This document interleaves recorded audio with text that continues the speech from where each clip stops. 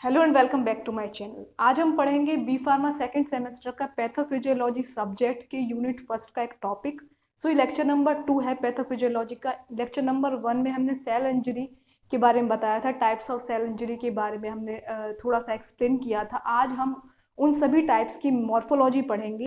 चलिए बताते हैं टाइप्स ऑफ सेल इंजरी की मॉर्फोलॉजी है क्या।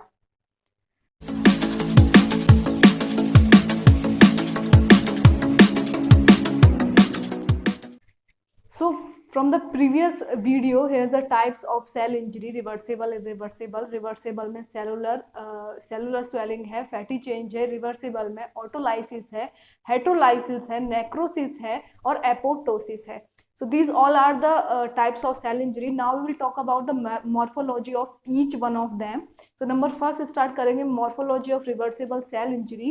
So two main morphological characters या morphological correlates of reversible cell injury as mention है यहाँ पर cellular swelling and fatty change. तो नंबर फर्स्ट स्टार्ट करेंगे cellular swelling से.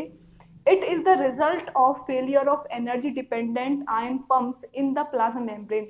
जब सेलुलर स्वेलिंग कब होती है? जब जो फेलियर है energy dependent ion pump in plasma membrane वो फेल हो जाती है, तब सेलुलर स्वेलिंग जो है ऑप्टेन आउट होती है, जो लीड आउट करती है एक एबिलिटी मेंटेन करने की आयनिक एंड फ्लूइड होमोस्टेसिस.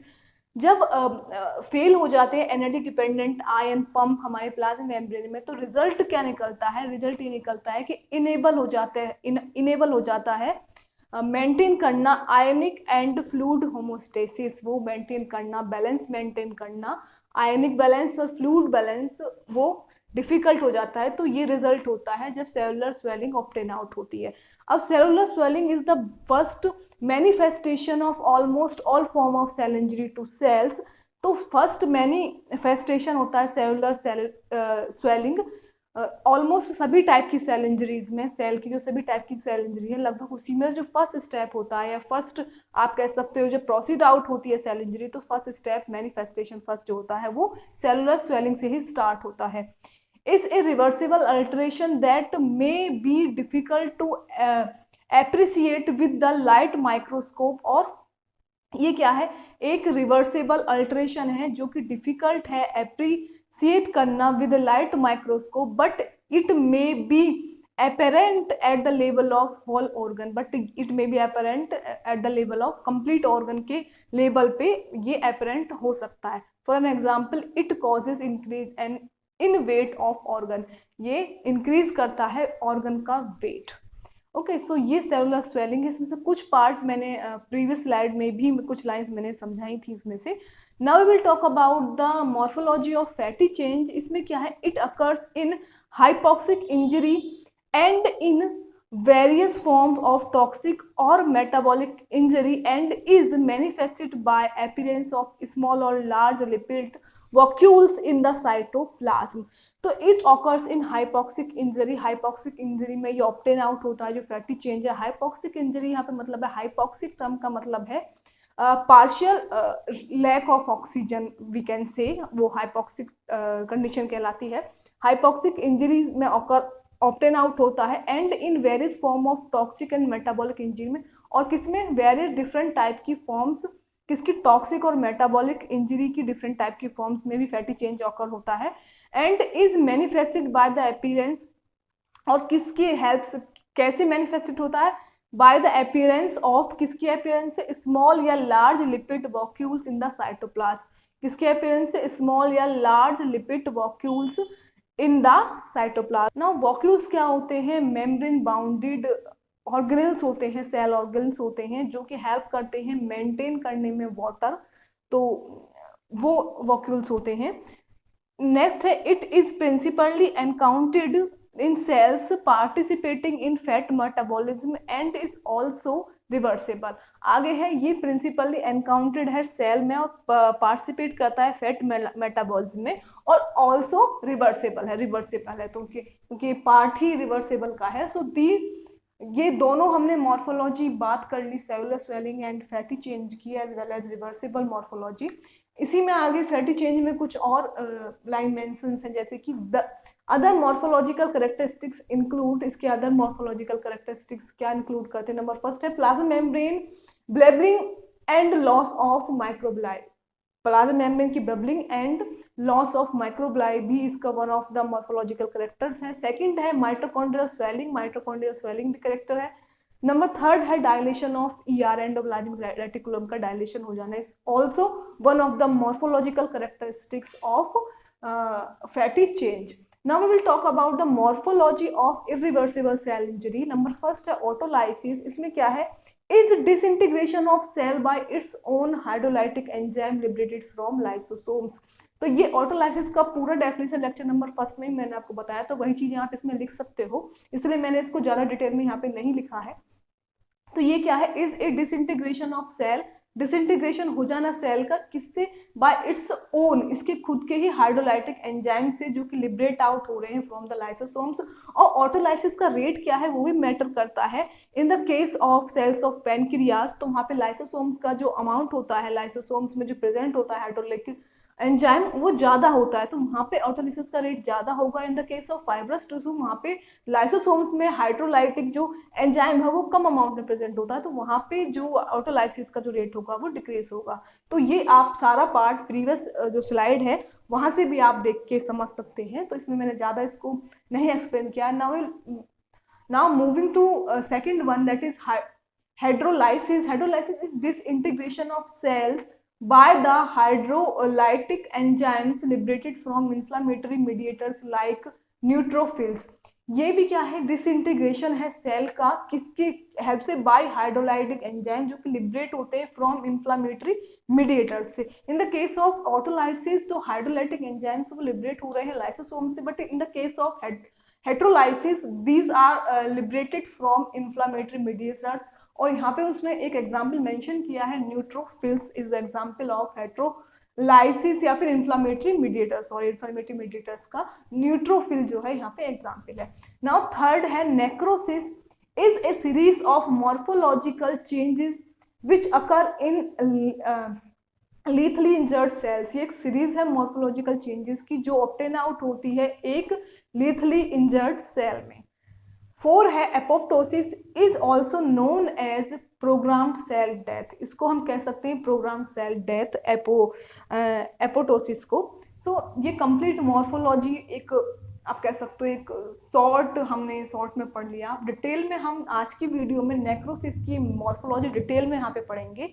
तो स्टार्ट करते हैं। Morphology of necrosis is the type of cell death which that is associated with loss of membrane integrity and leakage of cellular contents resulting in dissolution of cells, largely resulting from the degradative action of enzyme on lethally injured cells। तो morphology of necrosis में क्या है? एक type है cell death का जो कैसे associate होता है with the loss of membrane integrity, membrane integrity के लॉस होने के साथ, and leakage of cellular content, leakage हो जाने पर सेलुलर कंटेंट अगर लीक आउट हो गया है, और वो सब चीजें क्या रिजल्ट आउट करती हैं? रिजल्ट आउट करती है इन डिसोल्यूशन ऑफ सेल्स का in dissolution, largely resulting from the degradative action of enzyme, largely resulting होती है degradative action of enzyme on lethally injured cells. किस पर? लीथली इंजर्ड सेल्स पर। तो मॉर्फोलॉजी ऑफ नेक्रोसिस का आप कह सकते हो एक इंट्रोडक्शन टाइप ऑफ थिंग मैंने यहाँ पे एक्सप्लेन कर दिया है। मॉर्फोलॉजी ऑफ नेक्रोसिस में कुछ अदर थिंग्स हम इस वीडियो की नेक्स्ट स्लाइड में पढ़ेंगे। In this slide of the video, we'll talk about the morphological changes are due to, what is the reason behind of morphological changes in necrosis process, क्या कारण है? तो number first है intracellular protein denaturation. इसका example है both structural and functional proteins में। तो number first जो मॉर्फोलॉजिकल चेंजेस होने का कारण है वो है इंट्रासेलुलर प्रोटीन डीनेचुरेशन, और उसका एग्जाम्पल है दोनों तरीके से डीनेचुरेशन किस में हो रहा है? Both structural and functional proteins. Second है enzymatic digestion of severely injured cells, enzymatic digestion of different injured cells का एग्जाम्पल है leading to autolysis and heterolysis. Third है loss of integrity of plasma membrane of necrotic cells, loss of integrity हो जाना plasma membrane of necrotic cell की plasma membrane में। So these all are the reasons behind the morphological changes of necrosis. Now we will talk about some other points related to necrosis. So first one is necrosis is characterized by changes in the cytoplasm and nuclei of the injured cell. necrosis जो characterize किया जाता है, find out किया जाता है, वो कैसे किया जाता है कि जब चेंजेस होते हैं in the cytoplasm and nuclei of the injured cell. जब किसी इंजर्ड सेल की साइटोप्लाज्म और न्यूक्लाई में चेंजेस स्टार्ट होते हैं, देन नेक्रोसिस जो है वहाँ पे कैरेक्टराइज किया जाता है.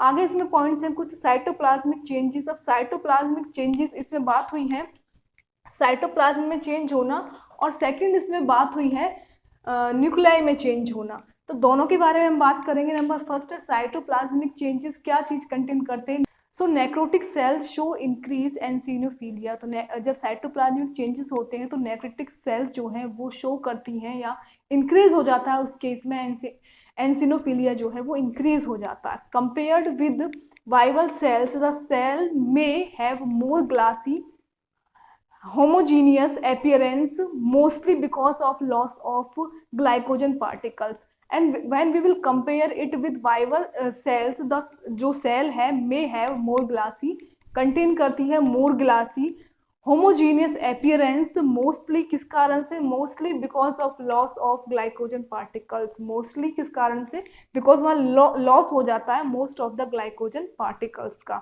so इसमें एक टर्म आई है इसिनोफिलिया. इसिनोफिलिया बेसिकली क्या होता है, कॉज्ड बाय कॉमन थिंग्स. ये कॉज्ड होता है, कंडीशन होती है जब ये कॉज्ड होती है by common things like nasal allergy या फिर मोर सीरियस कंडीशन जैसे कैंसर है, उन चीज़ों से कॉज होता है. और it occur when a large number of eosinophils are recruited to a specific site in our body. जब एक large number of eosinophils recruited हो जाती हैं या ऑप्टेन आउट होना स्टार्ट हो जाती हैं टू ए स्पेसिफिक साइट, एक स्पेसिफिक साइट पे इन हमारी बॉडी में, तब ये कंडीशन ऑप्टेन आउट होती है जिसको हम कहते हैं इसिनोफिलिया. नेक्स्ट इसी में साइटोप्लाज्मिक चेंजेस में हम बात करेंगे. Necrotic cells are characterized by discontinuities in plasma and organelles membranes, marked dilation of mitochondria, distribution of lysosomes. तो नेक्रोटिक सेल्स जो हैं वो कैरेक्टराइज्ड की जाती हैं by discontinuities in plasma, discontinuities होने में प्लाज्मा और ऑर्गेनेल्स मेम्ब्रेन्स में, और marked dilations of mitochondria and distribution of lysosomes. So ये हमने बात कर ली cytoplasmic changes of necrosis. Now we will talk about nuclear changes. तो न्यूक्लियर चेंजेस में क्या है, nuclear changes due to break down of DNA and chromatin. तो न्यूक्लियर चेंजेस जो होते हैं नेक्रोसिस में, with that help we can easily characterized necrosis of injured cell हम कर सकते हैं. तो उसमें क्या होता है, न्यूक्लियर चेंजेस ड्यू टू क्यों होते हैं, due to break down of DNA and chromatin. Break down हो जाने से डीएनए और क्रोमेटिन में. क्रोमेटिन बेसिकली क्या होता है, क्रोमेटिन एक सब्सटेंस है विद इन ए क्रोमोजोम. एक क्रोमोजोम में जो कंटेन करता है डीएनए एंड प्रोटीन, तो उसको हम क्या बोलते हैं, उसको हम क्रोमेटिन बोलते हैं. सो इट इंक्लूड, ये क्या इंक्लूड करते हैं न्यूक्लियर चेंजेस, ये तीन कंडीशन इंक्लूड करते हैं. नंबर फर्स्ट है पाइक्नोसिस. ये characterised bye nuclear shrinkage and increased basophilia. ये करेक्टराइज्ड होती है, हम इसको फाइंड आउट कर सकते हैं, पहचान कर सकते हैं बाय न्यूक्लियर श्रिंकेज होने पर, एंड इंक्रीज्ड बेसोफिलिया. अगर बेसोफिलिया इंक्रीज्ड हो रहा है then we can easily find out that this condition is pyknosis. तो अब यहाँ पर वेसोफिलिया क्या है, वेसोफिलिया एक वो कंडीशन है जब जो हमारा वेनस ब्लड जो है वो अगर मोर देन 200 वेसोफिल्स पर म्यूएल कंटेन अगर कर रहा है तो that condition is known as basophilia. Second condition है कैरियोहेक्सिस. तो इसमें क्या होता है, फ्रेगमेंटेशन ऑफ न्यूक्लियस. इसमें क्या होता है, fragmentation of nucleus. And the third condition is karyolysis. ये है fading of basophilia and chromatin. जब फेडिंग हो जाती है वेसोफिलिया या क्रोमोटिन की, then this condition obtain out, that is known as karyolysis. So आज हमने जितने भी टाइप्स थे आप कह सकते हो सेल इंजरी की, उनकी सभी की मॉर्फोलॉजी हमने पढ़ ली है. उसमें से हमने कुछ चीज़ें कवर कर ली हैं, एंड नेक्रोसिस की मॉर्फोलॉजी हमने कंप्लीट यहाँ पर डिटेल में हमने पढ़ ली. So this is all about today's video. Hope you like this video. If you do, then don't forget to like, comment, share and subscribe to my YouTube channel, which is Farmcation. And thank you for watching this, and thank you for your all love and support.